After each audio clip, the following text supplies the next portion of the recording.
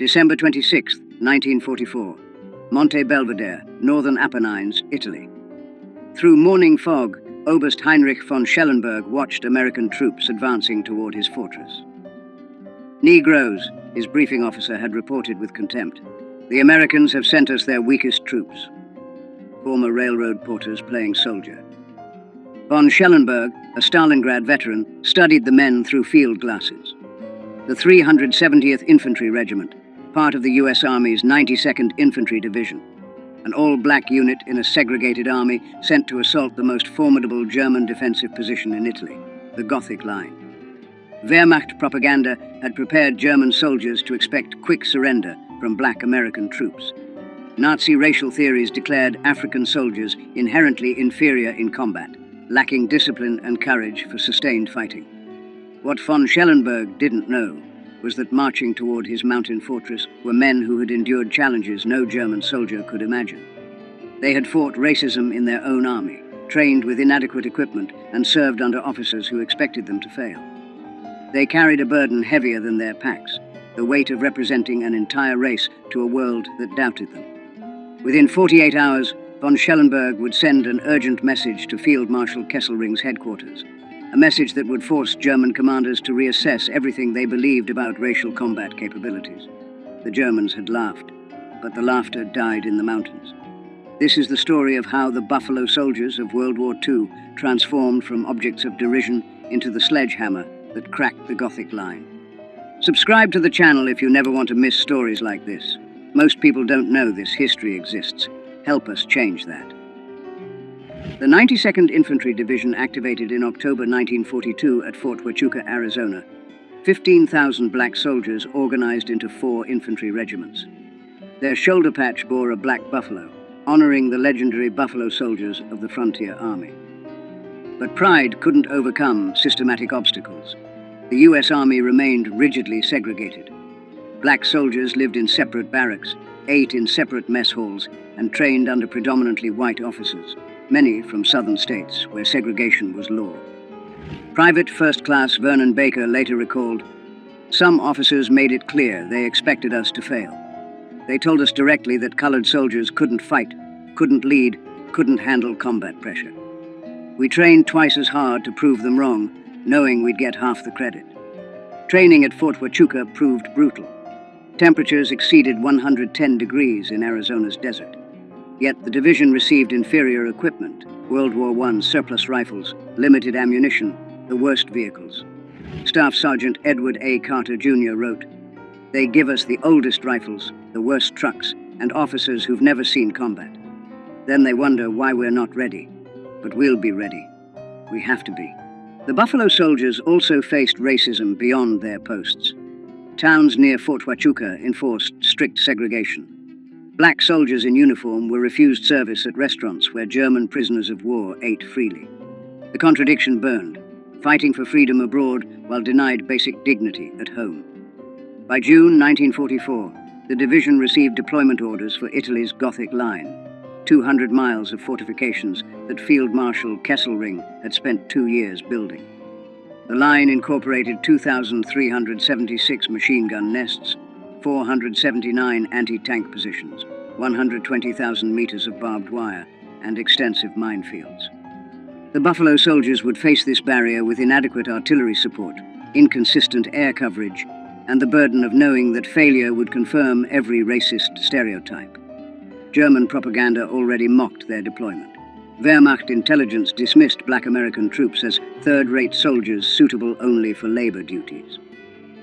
The division arrived in Naples in July 1944. General Edward M. Almond commanded, a Virginian whose racial attitudes were well documented. He openly doubted his soldiers' capabilities and maintained relationships with officers who shared his prejudices. Staff Sergeant Johnny Stevens recalled, "General Almond told us we had to prove ourselves, that people were watching. What he didn't say, but we all heard, was that he expected us to fail. That made us more determined than any pep talk could have." By December 1944, Allied commanders faced crisis. The Gothic Line remained unbroken despite months of attacks.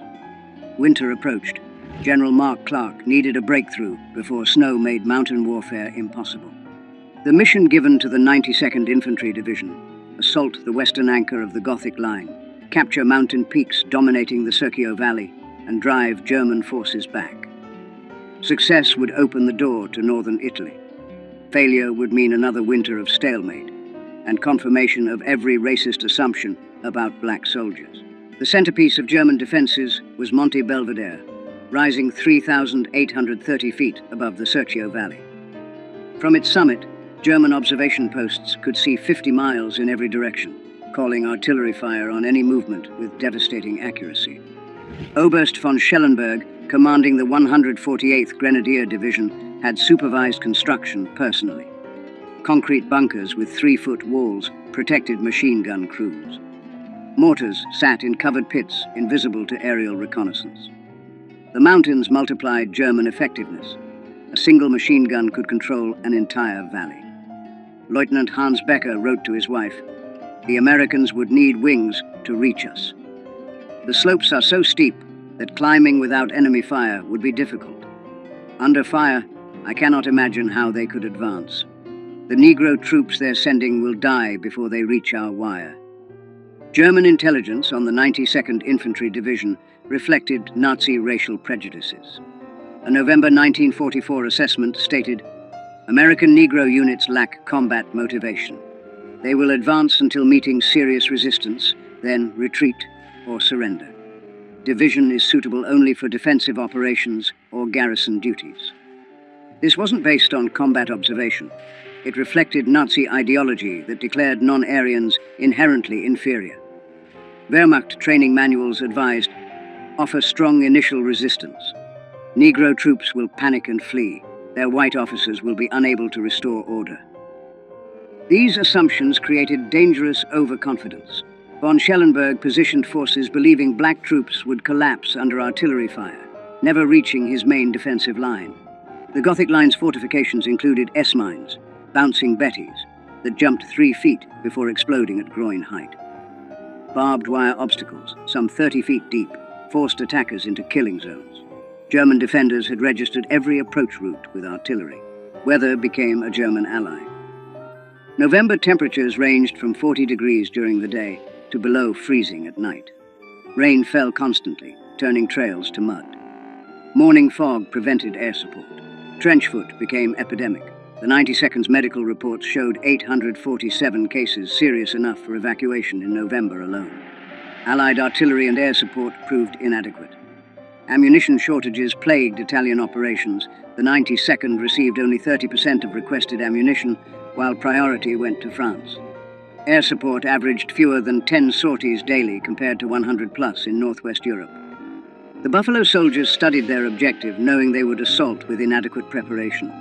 They would attack at numerical parity against prepared defenses.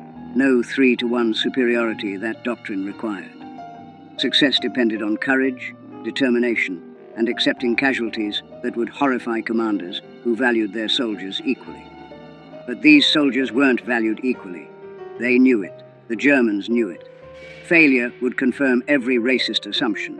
That burden was heavier than the equipment they carried. December 26, 1944. H hour, 0600. The attack would begin in darkness, on ice-covered slopes, against an enemy expecting them to fail. December 26th, 0545 hours. Absolute darkness on Monte Belvedere's lower slopes. Men of Company C, 370 Infantry Regiment, checked equipment one final time. Every man carried 60 pounds up slopes where mountain goats struggled. Staff Sergeant Carter whispered final instructions. Stay low until artillery stops. Watch for mines. When we reach the wire, Bangalore torpedoes go first. Follow me through. If I go down, the next man takes over. We keep moving until we reach the top, or we're all dead. At 0600, American artillery opened fire. 2,400 rounds in 15 minutes, the maximum allowed. In his command bunker, von Schellenberg smiled. Only 15 minutes? The Americans are weaker than we thought. The Negro troops are coming.